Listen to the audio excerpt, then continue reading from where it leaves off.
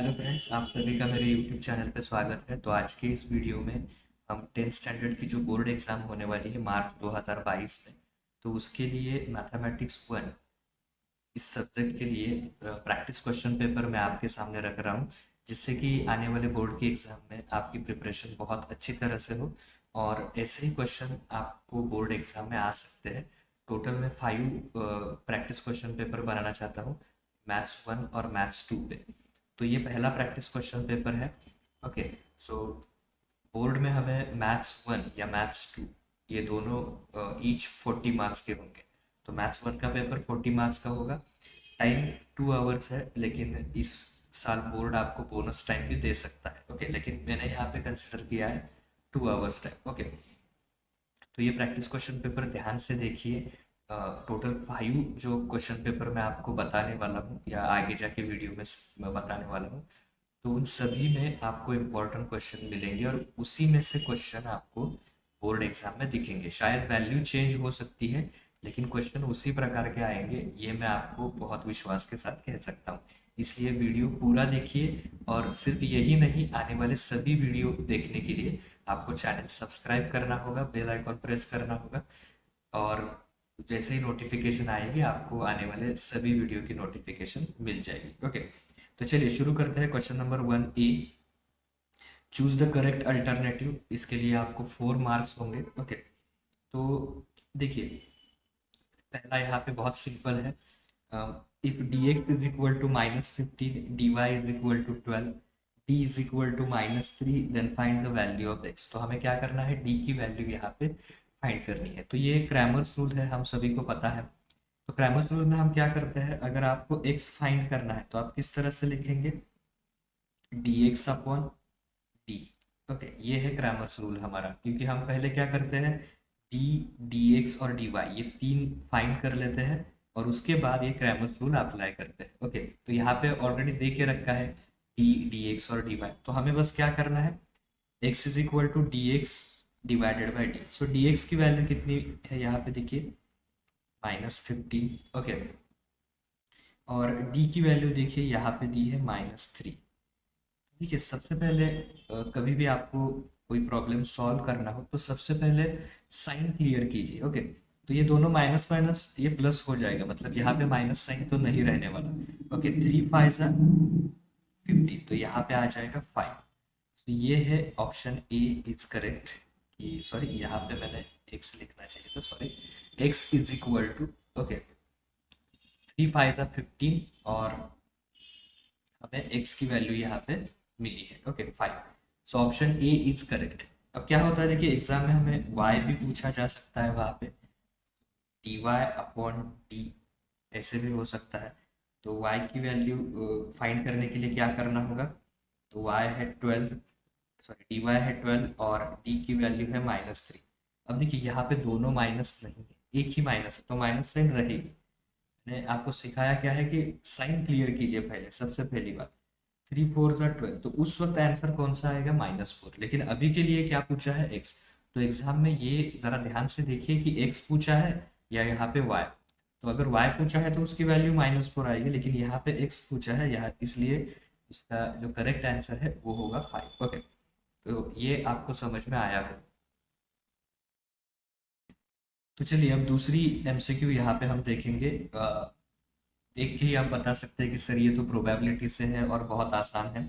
तो देखिए प्रोबेबिलिटी यहाँ पे हमें दे के रखी है, नंबर ऑफ ए भी यहाँ पे दिया है और हमें नंबर ऑफ यस फाइंड करना है। तो सबसे पहले क्या करूँगा, मैं पी ए का यहाँ पे फॉर्मूला लिखूंगा, number of A upon number of S. तो सबसे पहले मेरा काम यही रहेगा कि P of A is equal to number of A upon number of S. ये मैंने फॉर्मूला यहाँ पे लिखा है। तो देखिए नंबर ऑफ ए यहाँ पे कितना है, 5। ओके, और पी ऑफ ए यहाँ पे दिया है हमें, ये देख सकते हैं आप, 1/2। ओके, तो वो भी वैल्यू मैंने वहाँ पे पुट की। अब उसके बाद मैं क्या करूँगा, number of S as it is, क्योंकि वो मुझे फाइंड करना है। तो इस तरह के इक्वेशन हम कैसे सॉल्व करते हैं, क्रॉस मल्टीप्लीकेशन। किस तरह का क्रॉस मल्टीप्लीकेशन, 1 मल्टीप्लाई आपका नंबर ऑफ यस। ओके, ये क्रॉस मल्टीप्लीकेशन, बीच में क्या है, इक्वल टू, और 2 मल्टीप्लाई 5। देखिए 1 से आप किसी भी नंबर को अगर मल्टीप्लाई करेंगे, जैसे कि 5 मल्टीप्लाई 1, 5 1 जा 5, 6 मल्टीप्लाई 1, 6 1 जा 6। तो वैसे ही अगर 1 से हम एन यस को मल्टीप्लाई करेंगे तो obviously number of yes he आएगा, और 2 5 का कितना होगा यहाँ पे 10। तो ये है आपका correct answer, number of yes is equal to 10। और ये एक बार पूछा भी है एग्जाम में, इस प्रकार का क्वेश्चन बोर्ड के एग्जाम में। तो A is equal to 10, sorry number of yes is equal to 10, option A is correct. Okay, तो इस प्रकार से हमने क्या किया, ये फॉर्मूला। इसमें क्या होता है, देखिए एन यस दिया होगा और एन ए भी दिया होगा, तो पी ऑफ ए थोड़ा आसान होता है। कभी कभी एन यस टी ए दिया है तो आपको एन ए भी फाइंड करना होगा, उसी वक्त भी क्रॉस मल्टीप्लीकेशन कीजिए। तो सभी प्रकार के जो एग्जाम्पल है इस प्रकार के, तो उसका प्रिपरेशन अच्छे तरीके से कीजिए। तो ये हुआ हमारा दूसरा एमसीक्यू। और एमसीक्यू के आंसर लिखते वक्त मैं थोड़ा सा आपको बताना भूल गया। देखिए यहाँ पे आंसर क्या आया था, ए। तो आपको बोर्ड में किस तरह से लिखना है, देखिए मैं यहाँ पे पर्टिकुलर बता रहा हूँ। ए, उसका ऑप्शन लिखना है कौन सा अल्टरनेटिव करेक्ट है, और साथ ही उसका आंसर लिखिए A5। उसी तरह से यहाँ पे भी ए आया है, तो वो होगा ए। ओके, तो चलिए ये हुआ हमारा दूसरा क्वेश्चन। अब देखते हैं तीसरा। तो चलिए अब तीसरा question, if T7 is equal to 15, T4 is equal to 9, then what is the value of D। तो हमें D फाइंड करना है। तो सबसे पहले देखिए यहाँ पे हमें क्या करना है, ये आप TN का फॉर्मूला यूज करके भी फाइंड कर सकते हैं, लेकिन आपको थोड़ा सा दो इक्वेशन आएंगे और उसे सॉल्व करके D फाइंड करना होगा। मैं आपको एक सिंपल फॉर्मूला बताता हूँ, TM minus TN is equal to D multiply M minus N। ये फॉर्मूला हमेशा याद रखिए आप। तो आप यहाँ पे TM माइनस TN भी फाइंड कर सकते हैं, D भी फाइंड कर सकते हैं, या फिर M माइनस N भी इससे फाइंड कर सकते हैं। तो सबसे पहले देखिए यहाँ पे TM माइनस TN। ओके, ये हमें क्या किया है, यहाँ पे पूछा है। तो देखिए TM माइनस TN, यहाँ पे पहला कौन दिया है 7। ओके, तो बड़ा नंबर पहले लीजिए इसमें T7। तो M की वैल्यू मैंने पुट की है 7, ये ध्यान में रखिए। माइनस TN, यहाँ पे लिखूंगा मैं 4 है ये, तो मैं N की वैल्यू पुट करूंगा 4। ओके, अब देखिए डी तो हमें फाइंड करना है, चलिए उसे वैसा ही रखते हैं वहां पे। M minus N, that is M की वैल्यू 7 है, यहाँ पे देख सकते हैं आप, एन की वैल्यू है 4। ओके, अब देखिए T7 की वैल्यू यहाँ पे हमें दी है 15, माइनस ये है 9। ओके, T4 की वैल्यू यहाँ पे 9 दी है। T7 in, sorry 7 minus 4 that is 3। अब देखिए मैं आगे का कैलकुलेशन यहाँ पे करूंगा। 15 माइनस 9, तो ये आ जाएगा 6। ओके, यहाँ पे लिखूंगा 6, और डी मल्टीप्लाई 3। ओके, तो देखिए मल्टीप्लाई 3 क्या होगा, divide, that is D is equal to 6 divided by. इसका आंसर करेक्ट कितना आएगा, देखिए 3 2 सा, तो डी की करेक्ट वैल्यू यहाँ पे होगी 2, डी इक्वल टू 2। तो ये है हमारा correct answer, D equal to क्या है यहाँ पे 2 है। तो आप देख सकते हैं इस प्रकार से हम क्या करेंगे, यहाँ पे डी की वैल्यू फाइंड करेंगे। अब देखिए यहाँ पर भी ऑप्शन ए ही आया है, तो ऐसा कुछ नहीं होता है बोर्ड में कि चलो ए ही आता है बी ही आता है, या भगवान का नाम लेके हम ऑप्शन नहीं चूज करेंगे, हम तो कैलकुलेशन करेंगे। सो ए इक्वल टू 2। तो इस प्रकार से आप इतना आपको लिखना जरूरी है, कैलकुलेशन आप रफली कर सकते हैं, और एग्जाम में सिर्फ आपको यही लिखना है। तो बहुत से स्टूडेंट मुझे पूछते हैं कि सर क्या एमसीक्यू सॉल्व करके दिखाना है। नहीं, आप उसे शॉर्ट मेथड से, या आपको जैसे ही बताए, आपको मार्क मिलेंगे आपके करेक्ट आंसर्स। ओके, अगर इतना ही लिखा है आपने तो भी आपको मार्क मिलेंगे।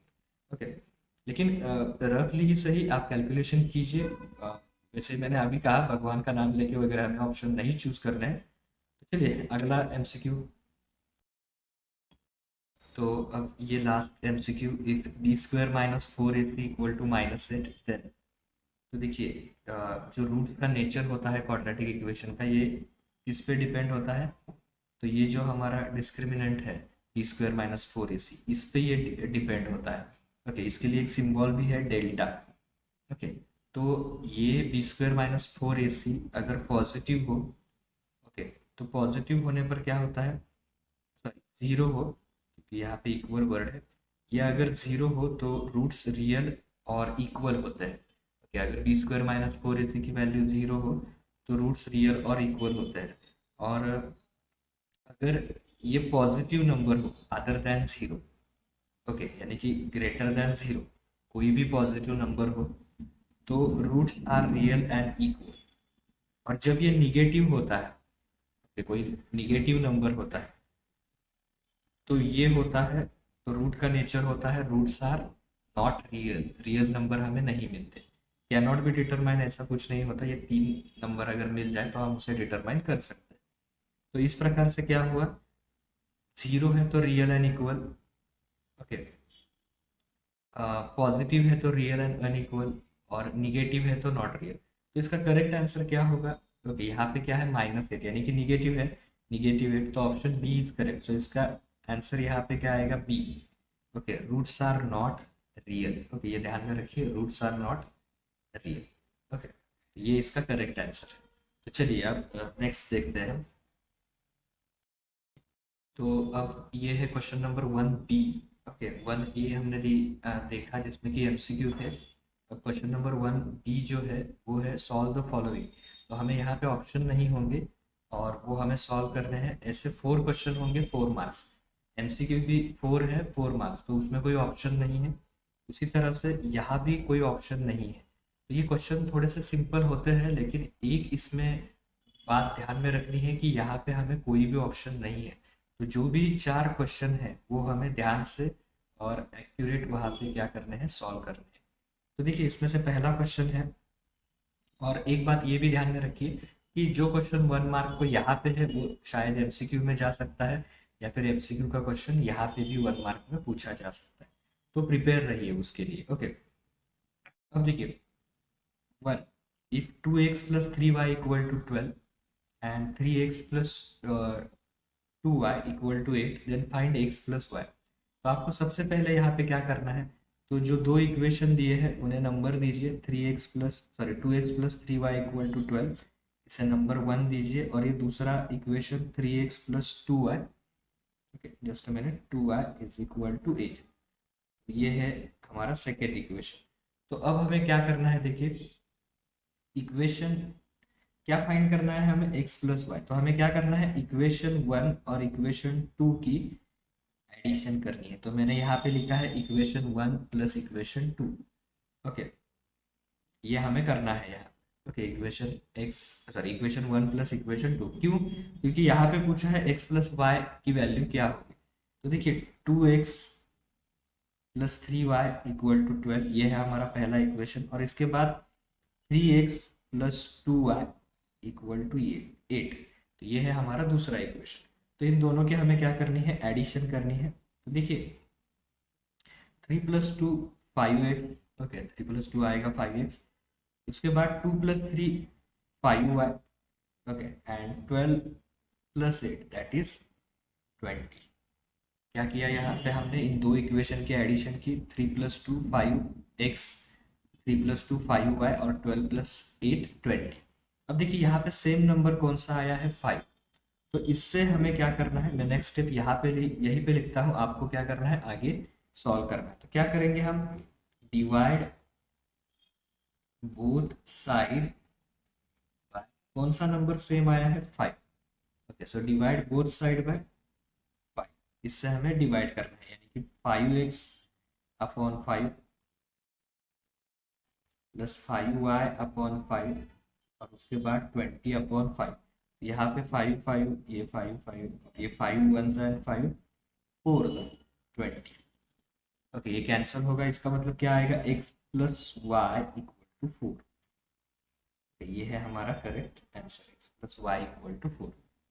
ओके, तो इस प्रकार से हम क्या कर सकते हैं, x प्लस वाई की वैल्यू यहाँ पे फाइंड कर सकते हैं। Okay, x plus y equal to 4। अब देखिए दूसरा क्वेश्चन। अब क्वेश्चन नंबर 2 देखिए, write a sample space S if 3 coins are tossed. तो हमें क्या करना है, सैंपल स्पेस यस यहाँ पे लिखना है। यहाँ पे क्या करना है, 3 कॉइन्स अगर हमने टॉस किए तो यहाँ पे क्या लिखना है, हमें सैंपल स्पेस लिखना है। Okay, write a sample space if 3 coins are toss. तो देखिए सैंपल स्पेस लिखते वक्त यहाँ पे 3 कॉइन्स है, तो 3 कॉइन्स के लिए मैं आपको एक हिंट बताता हूँ आप किस तरह से लिख सकते हैं। यहाँ पे पहले H H H H 4 H 1 2 3 4 और 4 टी,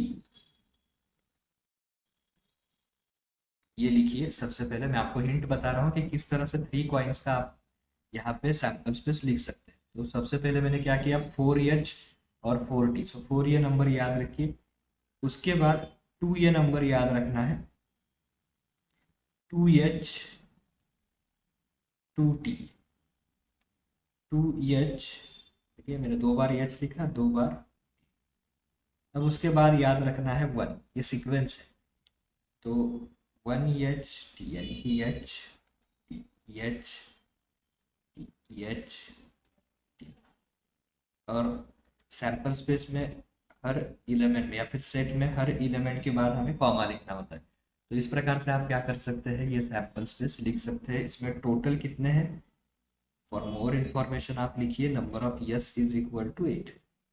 ओके, तो इस प्रकार से मैंने आपको हिंट दी, क्या है 4 2 1, 4 times H 4 time T, 2 times H 2 time T, 1 time H 1 time T, इस तरह से हमें लिखना है। तो ये हम क्या कर सकते हैं, यहाँ पे सैंपल स्पेस लिख सकते हैं।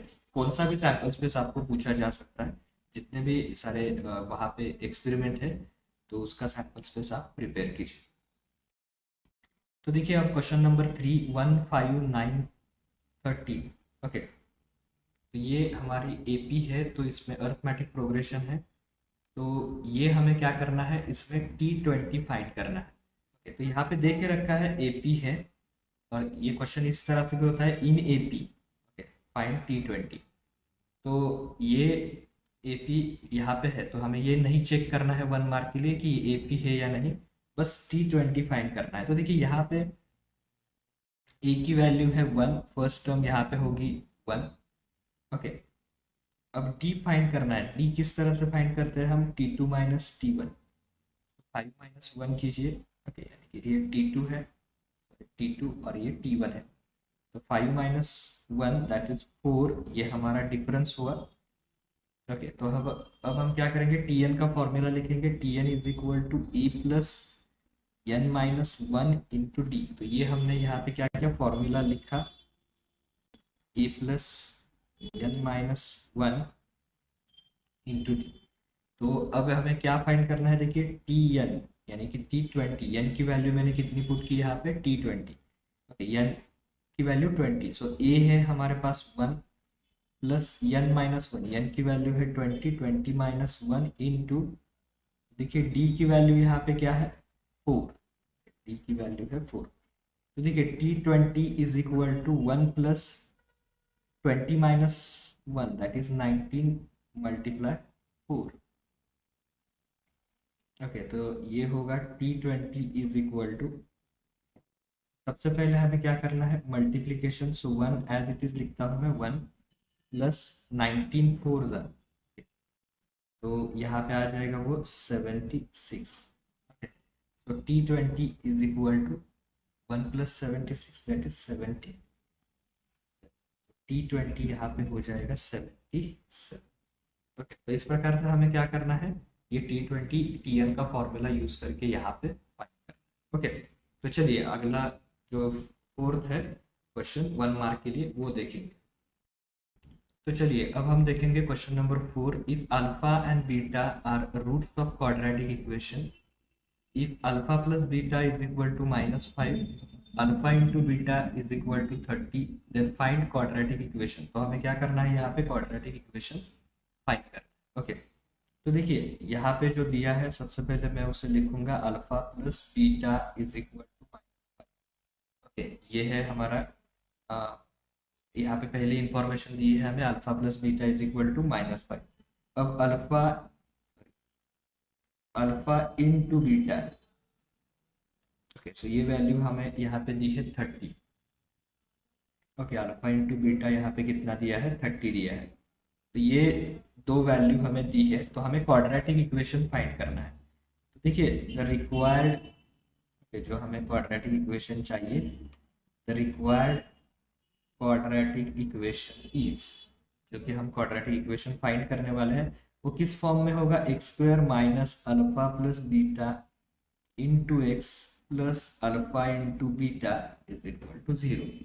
तो ये वो हमारा रिक्वायर्ड क्वाड्रेटिक इक्वेशन होगा। X square minus alpha plus beta की वैल्यू यहाँ पे आएगी -5। ओके, अल्फा प्लस बीटा की वैल्यू यहाँ पे आएगी -5 एंड एक्स की, okay x as it is, क्योंकि ये क्वाड्रेटिक इक्वेशन है, और अल्फा इंटू बीटा ये हमें दिया है यहाँ पे वैल्यू 30 इज इक्वल टू 0। अब देखिए यहाँ पे सिर्फ और एक स्टेप हमें करनी होगी, एक्स स्क्वायर, ये माइनस माइनस दो साइन सामने है तो माइनस माइनस हो जाएगा, +5x प्लस 30, यहाँ पे कोई माइनस साइन नहीं है, +30 इज इक्वल टू 0। तो x square plus 5x plus 30 ये हमारा रिक्वायर्ड क्वाड्रेटिक इक्वेशन यहाँ पे है। तो ये हमें क्या करना है, फाइंड करना है। ओके, तो इस तरह से हमने क्वाड्रेटिक इक्वेशन फाइंड किया। अब हम क्वेश्चन नंबर 2 की तरफ चलते हैं।